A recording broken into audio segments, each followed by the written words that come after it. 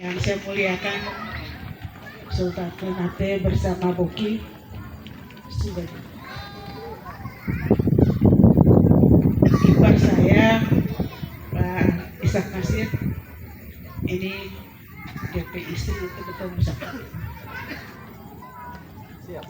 Ketua Paguyuban Jawa beserta seluruh anggota saya banggakan, saya cintai ibu-ibu Majelis Ta'lim Al-Humairah. Luar biasa penampilannya tadi ya, begitu saya masuk pas Muhammad Qiyam dan membaca sholawat, Masya Allah. Mudah-mudahan malam ini kita semua malaikat menjadi saksi bahwa kita ini termasuk kaum muslimin atau orang beriman yang cinta terhadap Rasul Shallallahu Alaihi Wasallam. Sebelumnya saya mohon maaf, memang ada batuk, mungkin gara-gara mangganya. Lagi musim mangga ini macam-macam kata orang. Ya, dan memang cuaca juga kurang mendukung, tapi alhamdulillah malam ini luar biasa. Doa dari ibu-ibu luar biasa malam ini, orang suasana sangat menyenangkan dan cuaca juga sangat mendukung. Bismillahirrahmanirrahim. Subhanalladzi asra bi'abdihi laylan minal masjidil harami ilal masjidil aqsa alladzi barakna hawlahu linuriyahu min ayatina innahu huwas sami'ul basir. Ayat inilah yang merupakan rujukan ya, bagi kita yang hidup di abad ini, karena surah Al-Isra Allah berpesan, Maha Suci Allah yang telah memperjalankan hambanya pada suatu malam dari Masjidil Haram di Makkah ke Masjidil Aqsa Palestina. Innahu huwas sami'ul basir, sungguhnya Allah Maha mendengar lagi Maha melihat. Masya Allah. Jadi yang kita orang tahu bahwa perjalanan Rasulullah SAW itu ada dua, satu Isra dan yang kedua adalah Mi'raj. Kalau Isra itu masih dalam alam nyata, dari Makkah ke Masjidil Aqsa dengan menggunakan kendaraan yang namanya, ingat Bu, Burak. Kenapa dinamakan Burak? Sebenarnya nama aslinya itu ada, hanya Burak ini begitu cepatnya, artinya kendaraan ini, hewan ini begitu cepat. Burak dalam bahasa Arab, barkun itu kilat. Jadi sekali melangkah itu sudah bermil-mil yang dia sudah lewati. Ya. Dan kalau bukan Burak, maka sungguh tidak mendukung perjalanan Rasulullah yang begitu jauh. Dan Burak itu sendiri, dia hanya perjalanan antara Makkah dengan Masjidil Aqsa. Dia tidak Mi'raj. Makanya Bu, ketika saya ke Baitul Maqdis, ya, itu ada tambatan Burak di sana. Jadi ketika Rasulullah SAW sampai di Masjidil Aqsa, itu beliau tidak langsung untuk naik Mi'raj, karena di situ sudah menunggu para anbiya sebelum beliau, ya, dari Nabi Adam sampai Nabi Isa, semuanya hadir. Untuk apa? Menunggu atau menyambut kedatangan Nabi Allah, Nabiullah yang memang merupakan Nabi dan Rasul, penutup dari semua Nabi dan Rasul. Dan dengan Rasulullah SAW Allah berfirman, wa ma arsalnaka illa rahmatan lil alamin. Kami tidak utus engkau hai Muhammad kecuali membawa rahmat untuk seluruh alam. Maka andaikan tubuh pohon-pohon ini bisa bicara, ibu bapak bisa tanya, kenalkah anda bahwa Muhammad itu siapa? Kalau pohon bisa bicara, maka dia akan tahu, aku kenal Muhammad Sallallahu Alaihi Wasallam. Karena intinya alam ini semua ini kenal. Karena dengan rahmatnya Rasulullah ini, itu orang ini hari ini, termasuk saya yang bisa berdiri di sini. Wa ma arsalnaka illa rahmatan lil alamin. Jadi perjalanan nyata ini, subhanallah Bu, Nabi Adam yang sudah meninggal sudah jutaan tahun lalu, ya, Nabi Idris, Nabi Nuh, Nabi Salih, dan seterusnya sampai pada Nabi Isa. Pada saat itu Allah kembalikan ruh mereka untuk hadir bersama-sama dengan Rasulullah SAW. Maka dikerjakanlah sholat di situ. Ya. Maka pada saat itu Nabi Adam mempersilakan kepada Nabi SAW untuk menjadi imam. Tapi apa kata Rasulullah? Hai Adam, seharusnya engkau bapak manusia yang menjadi imam. Tapi apa jawaban Nabi Adam? Ya Muhammad, syariat ini berlaku untuk engkau, bukan untuk aku. Maka engkaulah yang menjadi imam. Subhanallah. Jadi Rasulullah Muhammad SAW menjadi imam dari Nabi Adam sampai ke Nabi Isa. Subhanallah. Ini sambutan yang luar biasa, Bu. Maka setelah Rasulullah SAW mengadakan sholat sunnah 2 rakaat berjamaah bersama dengan para anbiya, dan buraknya ini ditambatkan. Makanya ibu kalau mau ke sana, nanti ada di sana. Mudah-mudahan Israel terkasih hancur supaya masih ada itu. Sebelum Rasul itu mau Mi'raj, Bu, kita sekarang mulai juga agak alat ya. Saya kalau mau cerita dulu perjalanan antara Makkah dan Masjidil Aqsa, ini nanti terlalu lama. Jadi saya singkat saja mungkin. Jadi ketika Rasulullah SAW bersiap-siap mau Mi'raj, tiba-tiba dari sudut salah satu masjid itu memberi salam. Assalamualaikum ya Muhammad, ya Rasulullah. Rasul lihat keempat sudut masjid, tapi tidak lihat orang. Ulang lagi, Assalamualaikum ya Rasulullah. Sampai ketiga kali, baru Rasul pasang telinga. Di mana nih? Sumber suara dari mana? Ternyata salah satu sudut itu memberi salam kepada Rasulullah. Hanya Rasulullah dekat ke sana, cari tahu ini siapa. Ternyata hanya seonggokan batu. Seonggokan batu yang memberi salam kepada Rasulullah. Rasul duduk dan Rasul sapu-sapu tuh batu. Bagaimana mungkin engkau hanya batu bisa memberi salam kepadaku? Batu itu berkata, wahai kekasih Allah, aku ini diambil dari surga diturunkan ke sini, dan aku ini yang akan engkau pijak, dan engkau akan naik sampai ke 7 lapis langit, bahkan ke arasnya Allah Subhanahu wa Ta'ala. Makanya kita heran kalau Israel sampai hari ini bombardir itu Masjidil Aqsa. Tapi dengan kuasa Allah Subhanahu wa Ta'ala, alhamdulillah masih utuh. Kenapa? Ternyata seorang ahli membuat penelitian bahwa batu itu adalah semacam pelontar yang bisa cepat dia kemana-mana. Artinya dia dengan kecepatan yang tinggi luar biasa. Dan kalau batu itu dikuasai, maka Israel akan mempunyai senjata yang luar biasa. Ini panjang sebenarnya. Itu batu pelontar. Karena bisa dibayangkan, Bu, Rasul pada saat itu dari batu itu dia sampai melewati 7 lapis langit dalam sekejap saja.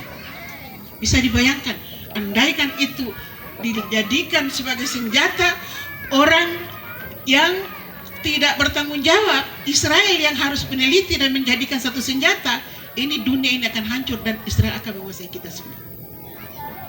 Tapi Allah Subhanahu wa Ta'ala, Allah Azza wa Jalla, idza arada syai'an ay yaqula lahu kun fayakun. Jadi Allah belum izinkan sampai sekarang. Ibu bapak sekalian, saya lanjut saja. Setelah selesai semua, maka Rasul pun siap-siap untuk naik ke langit pertama, ketemu dengan Nabi siapa? Nabi Adam. Langit kedua, ketiga, langit kelima ketemu dengan Nabi Musa, seterusnya. Ya, saya singkat saja. Akhirnya Rasulullah SAW sampai satu tempat namanya Mukafahah. Mukafahah ini tidak pernah satu makhluk pun yang bisa sampai ke sana. Tempat yang sangat tinggi. Maka Jibril alaihissalam mulai menjemput Rasulullah SAW dari Makkah ke Masjidil Aqsa, kemudian dari Masjidil Aqsa mendampingi 7 lapis langit sampai ke Mukafahah. Sampai di sana Jibril mengatakan, "Hei Muhammad, aku punya kemampuan mengawal engkau hanya sampai di sini. Selanjutnya aku tidak bisa. Kemampuanku Allah ciptakan tidak seperti engkau." Maka pada saat itu Rasulullah tanya, ya Jibril, teganya engkau menjemput aku di Masjidil Haram, membawaku ke Masjidil Aqsa.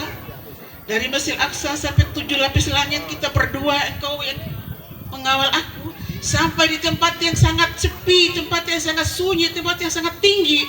Kemudian engkau biarkan aku untuk masuk sendiri. Maka disinilah Jibril mengatakan, hai Muhammad, andaikan aku memaksakan diri untuk masuk ke sana, maka aku akan lebur menjadi abu. Maka di sini kita orang bisa ambil satu hikmah, bahwa sesungguhnya jika manusia itu ahli ibadah, taat kepada Allah, maka dia lebih mulia dari malaikat. Karena antara Jibril dengan Rasulullah, ternyata Jibril di bawah, Rasul lebih tinggi. Tetapi sebaliknya, jika manusia ini hina, tidak pernah mengabdi kepada Allah Subhanahu wa taala, maka dia lebih hina daripada syaitan, lebih hina daripada hewan. Padahal Allah Subhanahu wa taala sudah menciptakan kita orang ini sedemikian mulianya.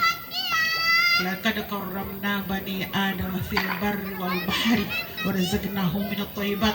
Telah kami ciptakan, ya, telah kami muliakan anak Adam di laut, ya, maupun di bumi, dan kami berikan rezeki kepada mereka yang baik-baik. Jadi kita orang ini kan makan tuh yang baik-baik. Kenapa? Halal semua bisa halal, tapi halalan thayyibah. Udah halal baik. Jadi kalau kita mengada kue misalnya yang banyak mengandung kolesterolnya, itu kan tidak thayyibah. Udah tahu kolesterolnya udah tinggi, makan lagi yang berminyak, berarti tidak thayyibah. Jadi kembali pada kita sendiri. Jadi halalan thayyibah. Rasul sallallahu alaihi wasallam akhirnya masuk dari mukafahah yang menuju arsy Allah Subhanahu wa taala, ya. Itu Syekh Husain bin Husain Al-Hasan, dia menulis dalam bukunya, dia mengatakan arsy Allah Subhanahu wa taala itu dia transparan.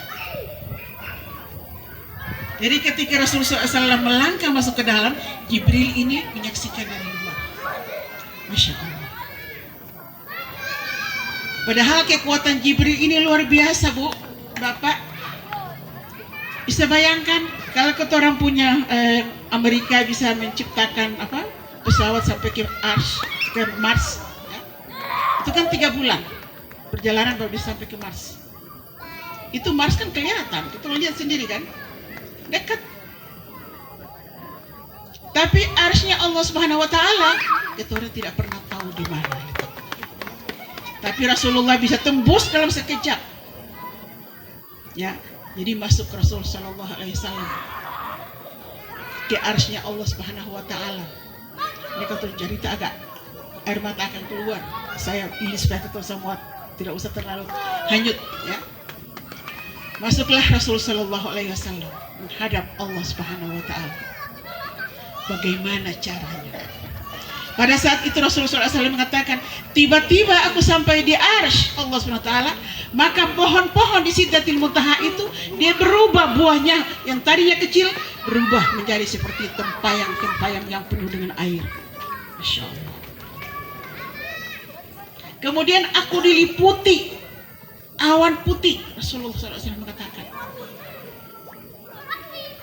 Dan begitulah sampai Rasulullah Sallallahu Alaihi Wasallam di hadapan Allah Subhanahu Wa Taala, di hadirat Allah Subhanahu Wa Taala. Apa yang dikerjakan oleh Rasulullah SAW? Sujud. Rasulullah langsung sujud. Dalam sujud yang diucapkan apa? Kita sama-sama baca. At-tahiyatul mubarakatus salawatut thayyibatu lillah. Segala kehormatan, keberkahan, kebaikan hanya untuk Allah. Rasul sujud tidak pernah bangun. Allah menjawab. Gimana jawabannya? Bisa sambung? At-tahiyatul mubarakatus salawatut thayyibatu lillah. Assalamu alayka ayyuhan nabiyyu wa rahmatullahi wa barakatuh. Allah sambut, selamat atas engkau wahai Nabi. keberkahan dan rahmat Allah senantiasa meliputi engkau. Rasul masih dalam keadaan sujud menjawab, Assalamu alaina wa ala ibadillahi salihin. Selamat atas kami. Kami siapa? Kami semua. Kalau kotoran mungkin ego. Kalau saya mungkin dipanggil oleh wali kota, dipanggil oleh gubernur, saudara dia mau minta apa? Sekarang sudah di hadapan wali kota, saudara minta apa? Oh Pak, saya punya anak ini dari ini sudah sekian tahun ini jabatannya itu terus, atau anak ini non job, tolong deh dikasih pekerjaannya. Tapi Rasul tidak. Yang Rasul menjawab pada sujud itu, Assalamu alaina wa ala ibadillahi salihin. Selamat atas kami dan hamba-hamba Allah yang saleh. Masya Allah. Rasul doakan pakai orang di hadapan Allah Subhanahu wa taala ketika sujud, tidak bangun. Kemudian Rasul diajarkan oleh Allah, asyhadu an la ilaha illallah wa asyhadu anna Muhammad Rasulullah. Tidak sah salat kita kalau tidak mengucap dua kalimat syahadat. Ditambah lagi, Allahumma sholli ala sayyidina Muhammad wa ala ali sayyidina Muhammad. Mau pakai sayyidina atau mau tak pakai, up to you. Tapi yang jelas, kalau tidak pakai salawat, salat kita tidak sah. Mau sayyidina silakan. Allahumma sholli ala Muhammad wa ala ali Muhammad silakan. Tapi jangan ketemu dina kalau pakai sayyidina orang Arab rasa betul. Ya saya kan gitu. Terus sudah itu sayyidina itu kan cuma orang Arab punya kebiasaan saja, tuan-tuan. Karena kata orang kan gitu ya. Para toto dulu-dulu kan begitu kan. Para habaib kan, oh tuan. Padahal ini diajarkan oleh Allah Subhanahu wa taala. Memuliakan Rasul Muhammad sallallahu alaihi wasallam. Man shalla alayya salatan fa sallallahu alaihi asyra salawat. Siapa yang bersalawat kepadaku sekali, Allah balas 10. Alhamdulillah kalau kita setiap habis salat 10 kali Allahumma shalli ala sayyidina Muhammad wa ala ali sayyidina Muhammad, berarti 5 waktu 50 kali. Dikali berapa? 10. Masya Allah ya. Setelah itu kalau kita orang dalam sholat sudah 50 kali, kemudian kita orang tambah lagi 50 kali di luar sholat. Kenapa?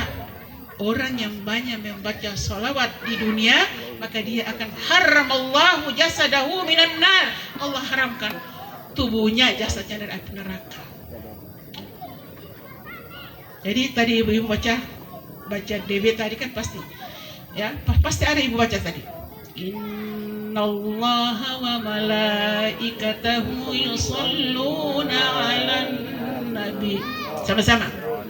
Ya ayyuhalladzina amanu sallu 'alaihi wa sallimu taslima. Sesungguhnya Allah dan para malaikat bersalawat. Allah bersalawat, malaikat bersalawat. Hai sekalian orang-orang yang beriman, bersalawatlah dan memberi salam dengan sebaik-baiknya kepada Rasulullah. Kalau Allah saja bersalawat, malaikat saja bersalawat, kok kita orang ini antara bersalawat. Kalau kita membaca Al-Quran, disunnahkan untuk kita orang dalam keadaan berwudu, menyentuh Al-Quran disunnahkan berwudu. Tapi kalau kita orang baca salawat, walaupun ibu-ibu dalam keadaan yang haid atau apapun, boleh kita orang bersalawat. Dan salawat itu langsung diantar kepada Rasulullah SAW. Apalagi malam Jumat, Bu. Ya. Malam Jumat itu perbanyak salawat kita. Yang paling pendek, sallallahu ala Muhammad, sallallahu alaihi wasallam, sallallahu ala Muhammad, sallallahu alaihi wasallam. Yang paling pendek, kalau Allahumma shalli ala sayyidina Muhammad wa ala ali sayyidina Muhammad, terasa panjang, dipendekin aja nggak apa-apa. Bisa. Ibu-ibu sekalian, setelah Rasul sallallahu alaihi wasallam menerima semua titah, yang terakhir Rasul menerima titahnya adalah, dan sekarang kita orang bersyukur, Allah berikan kewajiban sholatul khams. Sholat atau sholat itu berapa kali, Bu? Pertama 50 kali. Ya.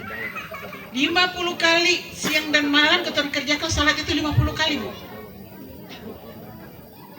Bayangkan, kira-kira sekarang kalau ketemu satu hari 50 kali masih bisa kerja. Pak Is mungkin sudah bisa pimpin sidang. Oh, sudah bisa lagi kerja lain sudah. Salat aja yang 5 kali aja ke orang apa Senin Kamis, apalagi 50 kali. Tapi Rasul itu sudah tahu bahwa umatnya akan tidak mampu, tapi Rasul malu minta kepada Allah untuk dikurangi. Rasul itu kalau mau apapun diminta pasti dikabulkan oleh Allah.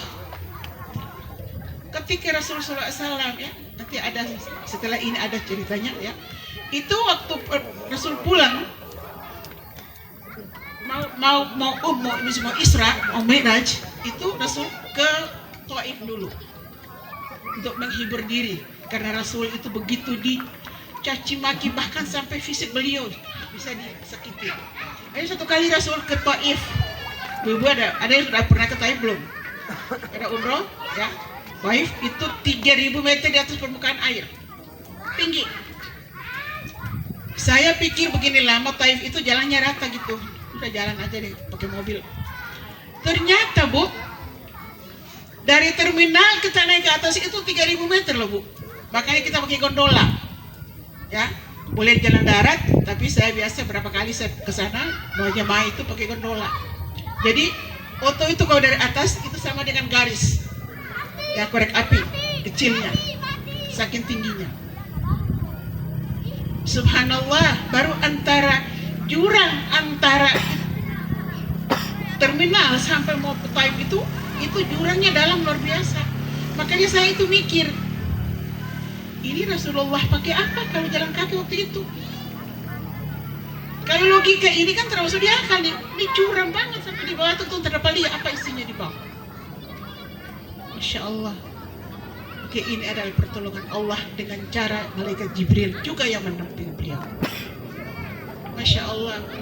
Di Taif, Bu, ya, ketika Rasulullah SAW merasa kesal, merasa ingin siapa tahu di Taif sana bisa ada yang menghibur dengan cara mungkin orang bisa beriman, karena Rasulullah menyampaikan selama berdakwah selama 13 tahun di kota Mekah itu pengikutnya cuma 13 orang sampai 30, antara 15 sampai 30 orang. Jadi Rasul berpikir udah deh ke Taif saja dulu, siapa tahu di sana ada yang mau masuk Islam ya. Jadi Rasul ke sana. Ternyata sampai di sana Rasul SAW dilempar oleh anak-anak kecil dengan batu. Bahkan dikatakan sampai pelipis beliau berdarah.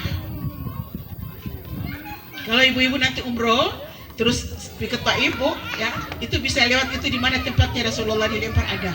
Ya. Maka pada saat itu ketika Rasul itu berdarah pelipisnya, malaikat penjaga gunung dia datang. Dia besarnya luar biasa tuh malaikat. Dia bilang, "Hai Muhammad, jika engkau mau, aku akan angkat gunung ini dan menutup semua orang-orang Taif biar mati semua mereka." Tapi apa kata Rasulullah? Innahum qaumul la yafqahun. Allah kasih tahu faktor dalam Al-Quran. Sesungguhnya mereka itu kaum yang tidak paham.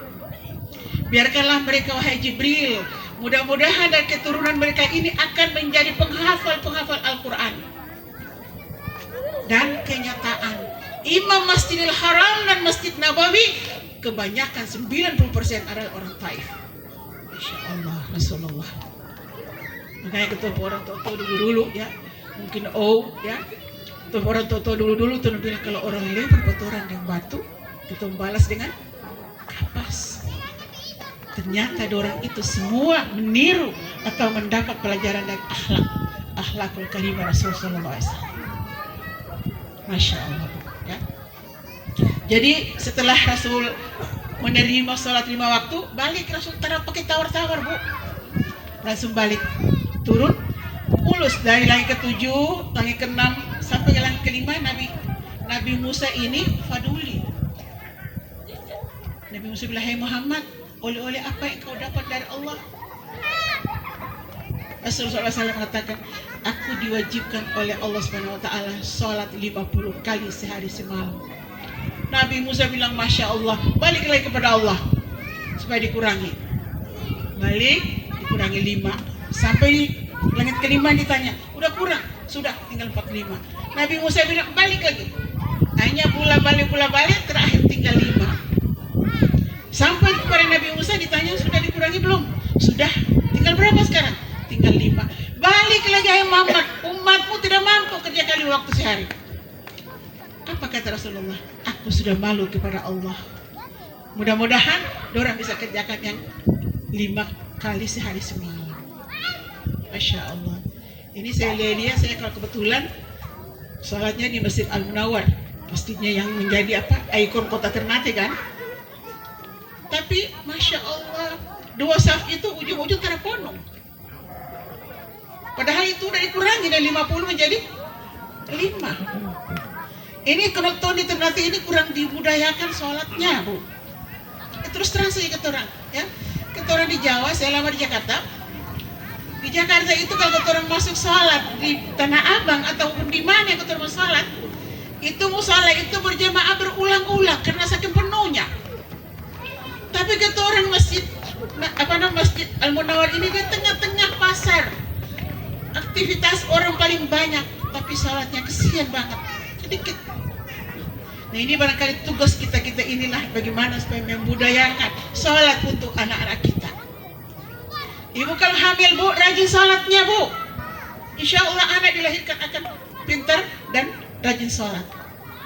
Kalau ibu hamil banyak baca Al-Quran, dijamin insya Allah anaknya pintar. Kata orang punya guru besar, Al-Habib Idrus bin Salim Al-Jufri, beliau berpesan, ya abna'ul khairat, jika kamu ini semua hamil banyak baca Al-Quran, anakmu nanti lahir pintar semua. Dan saya praktekkan, alhamdulillah. Ini hanya contoh saja, bukan mau cerita makan puji orang nanti bilang. Anak saya dari SD sampai perguruan tinggi semuanya bagus-bagus semua. Bahkan cum laude ketika perguruan tinggi. Ini dipraktekkan. Kalau ada anak yang hamil, ibu ajarkan. Jangan sampai satu malam atau satu hari dia tidak baca Al-Quran. Minimal antara ain dengan ain, satu makra. Ini harus baca. Dijamin insya Allah anak ini akan pintar. Kenapa, Bu? Yang Rasul Sallallahu Alaihi Wasallam ketika pertama kali mendapat wahyu itu tidak suruh sholat, tidak suruh puasa, tidak suruh zakat dan lain-lain. Tapi yang pertama disuruh atau diperintah Rasulullah datang Jibril adalah memerintah apa? Iqra, baca. Bagaimana baca? Karena Tuhan terajarkan baca. Ternyata, Bu, dengan Al-Quran ini seorang sarjana di Amerika sana dia teliti. Tapi dia bukan dengan Al-Quran, tapi dia coba dengan lagu-lagu klasik. Dia bilang kalau ibu hamil sering diperdengarkan lagu-lagu klasik, nanti anak yang lahir otaknya encer. Artinya mudah menerima segala sesuatu. Kalau lagu-lagu klasik saja bisa, kenapa Al-Quran? Jadi kita Al-Quran memang disuruh untuk membaca, karena itu menjamin insya Allah anak-anak kita akan pintar. Jadi ibu-ibu sekalian, akhirnya Nabi Musa sampai kepada Nabi Musa suka kasih tahu, kemudian salat kita tetap 5 waktu, dan Rasul Shallallahu Alaihi Wasallam sampai ke kota Makkah. Jadi perjalanan bisa dibayangkan, Bu. Kita dari sini ke Jakarta aja berapa? Kalau itu 3,5 jam. Ini Rasulullah berangkat pada maghrib, antara maghrib dan isya. Berangkat Mi'raj Isra dulu perjalanan sampai ke Masjidil Aqsa, kemudian Mi'raj sampai pulang, sampai ini sebelum subuh sudah sampai. Gimana perjalanan itu? Jadi perjalanan Rasulullah ini memang luar biasa. Bahkan pada saat itu ketika Rasul sampai di masjid, ya, kemudian Rasul cerita perjalanannya ini, itu ada yang sudah masuk Islam murtad kembali. Dong bilang ini cara termasuk di akal. Perjalanan antara Masjidil Haram ke Masjidil Aqsa saja ditempuh berhari-hari, apalagi dicerita apa yang sampai ke sana. Tapi itulah Allah, jika berkehendak maka cukup. Idza arada syai'an ayyaqula lahu kun fayakun. Apalagi untuk kekasihnya. Nah, ibu, Apa tujuan daripada Isra dan Mi'raj? Tujuan atau hikmah dari Isra Mi'raj ini adalah salat 5 waktu. Dan siksa Allah yang paling panjang nanti di akhirat adalah orang yang meninggalkan salat. Siksanya panjang dan lama. Masya Allah, ya. Jadi alhamdulillah kalau ibu-ibu sudah baca maulidnya bagus, ya. Cuma tadi mahalul qiyamnya itu terlalu pendek, ya. Ya, coba sama-sama deh tahun 2 bait. Ya Nabi salam alaika, ya Rasul salam alaika, ya Habib salam alaika, salawatullah alaika, ya Habibi ya Muhammad arus al-khafiqaini, ya mu'ayyad ya mumajjad, ya imam al-qiblataini, ya Nabi salam alaika, ya Rasul salam alaika, ya Habib salam alaika, salawatullah alaika. Alhamdulillah, terima kasih. Jadi kalau lagi masak, ya, atau lagi apa, ibu salawat aja daripada bawa lagu klasik, lagu dangdut, mendingan salawat. Ya Nabi, pelan-pelan aja bu, ya insya Allah. Dan salawat itu ringan kita ucapkan, tapi pahalanya luar biasa di sisi Allah, ya. Jadi ibu-ibu, saya cuma pesankan untuk kita semua. Pertama adalah kita jaga, kita punya salat 5 waktu. Kenapa? Awwalu ma yuhasabu amali bani Adam as-salat. Pertama kali kita dihisab, diperiksa oleh Allah SWT di hari kiamat, salat. Kalau salatnya lolos, maka seluruh amalannya lolos semua. Sedekahnya, dia bangun masjid, dia bangun apa, musola, dia bangun apa, madrasah, dia bangun jalan. Tapi kalau salatnya ini tersendat, maka dia akan yang lain-lain tidak bisa lolos. Karena lolosnya amal ini harus didahului dulu dengan salat kita. Jadi ibarat tembok yang kuat ini digedor oleh salat, maka tembok itu langsung bisa, maka seluruh yang ada itu akan mengalir. Tapi kalau salat kita tersendat, maka semua amalan akan tersendat. Saya kira ibu-ibu sekalian, karena kita waktu juga memang saya juga kurang terlalu fit juga, masih paruh suara, ya. Mudah-mudahan tadi saya ingat tadi Pak paguyuban, ya, katanya mau bagaimana supaya ibu-ibu Majelis Ta'lim Al-Humairah bisa belajar bagaimana cara fardu kifayah. Ya, alhamdulillah saya punya yayasan Ar-Ridha dan punya Majelis Ta'lim itu di rumah saya. Ya, setiap hari Sabtu jam 2 sampai kita setengah 6 sore.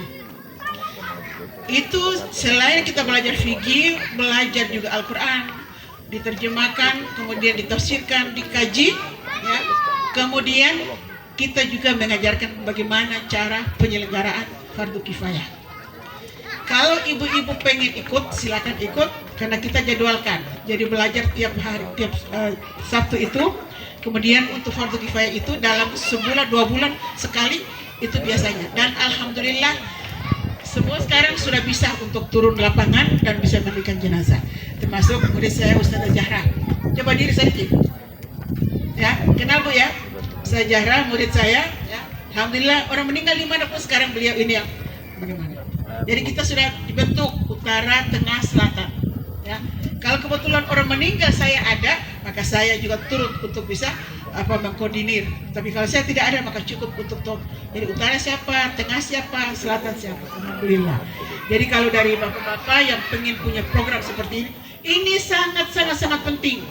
Karena sekarang ini orang menyelenggarakan fardu kifayah ini nenek-nenek Bu, 70-80 tahun, ya. 70 tahun Bu. Makanya kadang-kadang saya tubuh belakang susaki, kalau sekali orang habis susaki.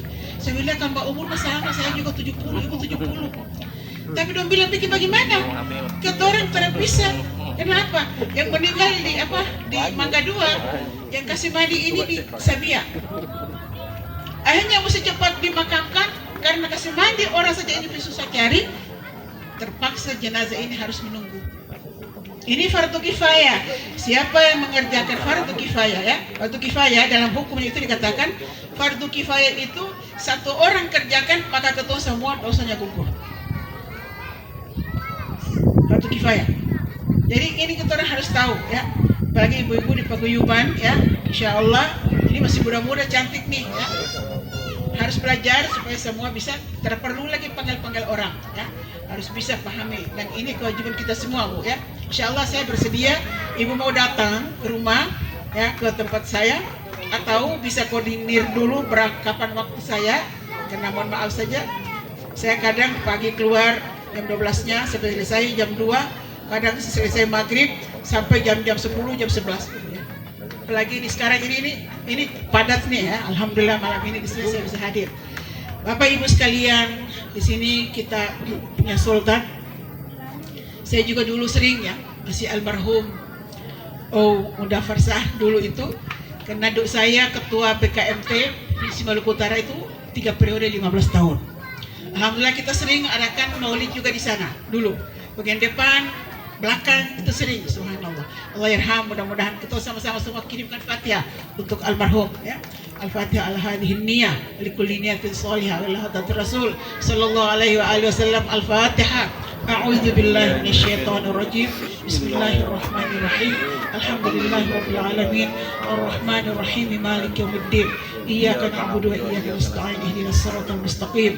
Siratal ladzina an'amta 'alaihim ghairil maghdubi 'alaihim waladdallin. Amin. Rabbighfir lana wa liwalidayna.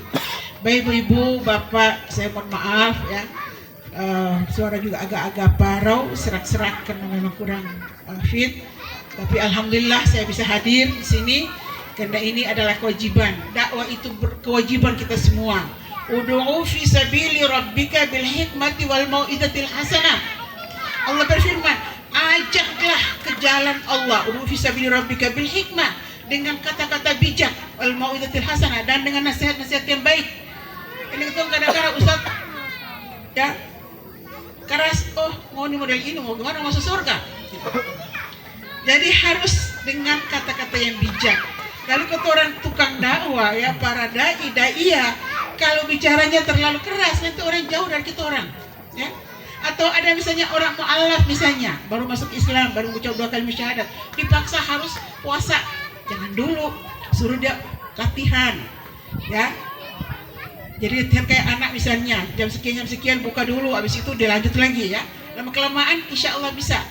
Jadi atiya bil hikmah itu wal mau'izatil hasanah. Jadi kita orang ajak orang itu dengan lemah lembut ya. Dengan terperlu harus mau diistimewakan. Saya karena sekarang ini saya harus syarat kalau saya diundang tolong dijemput ya. Karena memang setangko naik ojek. Kalau dulu masih muda mah udah naik ojek tidak apa-apa. Karena setua, dia bilang, Bu, ibu sekarang udah tua begini, jangan naik ojek Bu. Ibu naik mobil kalau terada, baru tidak bisa bawa mobil juga ya. Mobil ada, tidak bisa bawa ya. Karena setua, mata juga kurang terlalu bagus, apalagi kalau malam ya.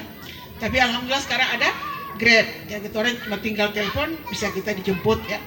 Jadi ibu-ibu sekalian, mudah-mudahan apa yang saya sampaikan malam ini, walaupun singkat, tapi mudah-mudahan Allah mencatat yang bicara di muka, yang duduk di depan, semuanya kita ini akan menjadi saksi di hadapan Allah Subhanahu wa taala bahwa malam ini kita orang peringati satu peristiwa yang luar biasa, yaitu perjalanan Isra dan Mi'raj Rasul Muhammad SAW. Dan hari ini kita orang bisa sholat. Andaikan Rasul tidak menerima wahyu itu, maka kira-kira apa kita ini menjadi ya. Saya kira demikian. Al-afu minkum. Assalamualaikum warahmatullahi wabarakatuh. Mohon izin Ustazah, permintaan dari Ibu Al-Humairah untuk Ustazah dapat membacakan doa penutup pada malam hari ini. Sebenarnya kalau doa itu lebih bagus bapak-bapak ya. Sudah karena ini ibu-ibu yang minta, kembali. الفاتحة على هذه النية ولكل نية صالحة ولحضرة الرسول صلى الله عليه وآله وسلم. كرام الفاتحة. أعوذ بالله من الشيطان الرجيم. بسم الله الرحمن الرحيم. الحمد لله رب العالمين الرحمن الرحيم مالك يوم الدين. إياك نعبد وإياك نستعين. اهدنا الصراط المستقيم صراط الذين أنعمت عليهم غير المغضوب عليهم ولا الضالين. Amin. Saya akan bawa doa ya dari Habib Syekh bin Abu Bakar bin Salim. Bismillahirrahmanirrahim. Alhamdulillahirabbil alamin. Allahumma lakal hamdu syukra wa lakal mannu fadla wa anta rabbuna haqqan wa nahnu abiduka rigan wa anta lam tazal lidzalika ahla. Allahumma ya muyassir kulli asir. Allahumma ya muyassir kulli asir. Allahumma ya muyassir kulli asir. ويا جابر كل كثير ويا مغني كل فقير ويا دافع كل حقير ويا مؤمن كل مخير ويا مقوي كل ضعيف ويا صاحب كل فريد. يسر علينا كل عسير. يسر علينا كل عسير. يسر علينا كل عسير. فتيسير العسير عندك يسير عليك بيسير. اللهم من لا يحتاج البيان والتفسير حاجاتنا إليك كثير. حاجاتنا إليك كثير. حاجاتنا إليك كثير وأنت عالم بها وبصير. اللهم إنا نخاف منك ونخاف من يخاف منك ونخاف من لا يخاف منك. نجنا من شر من لا يخاف منك بحرمة سيدنا محمد صلى الله عليه وآله وسلم. احرسنا بعينك الذي لا تنام. احرسنا بعينك الذي لا تنام. احرسنا بعينك الذي لا تنام. واكنفنا بكنفك الذي لا يرام. ولا تهلكنا ولا تهلكنا ولا تهلكنا بقدرتك وأنت رجاؤنا يا أرحم الراحمين. اللهم صل وسلم وشرف وكرم وعظم على سيدنا محمد. اللهم صل وسلم وشرف وكرم على سيدنا محمد وصلى الله على سيدنا محمد وآله وصحبه أجمعين. سبحان ربك رب العزة عما يصفون وسلام على المرسلين والحمد لله رب العالمين. تقبل الله منكم منا ومنكم تقبل يا كريم.